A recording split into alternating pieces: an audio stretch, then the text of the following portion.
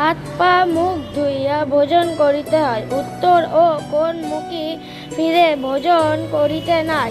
চলিতে চলিতে দাঁড়িয়ে দাঁড়িয়ে শ্মশানে কোনো জানে, তারপরে আর্দ্র বস্ত্রে আর্দ্র মস্তকে অতি ভোজন পাত্রে রাখিয়া কখনো ভোজন করিতে নাই। ভোজন করার সময় মনে রাখিবে আসন কেটে বসে ভোজন করিতে হয়।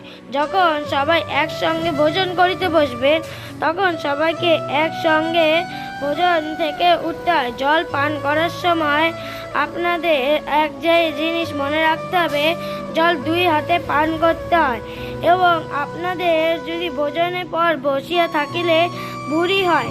যদি শুয়ে পড়েন তাহলে হয় পুষ্ট। যদি হাঁটেন তাহলে হয় আয়ুর বৃদ্ধি, আর দৌড়ালে হয় আয়ুক্ষয়। এটি হচ্ছে ভোজন বিধি।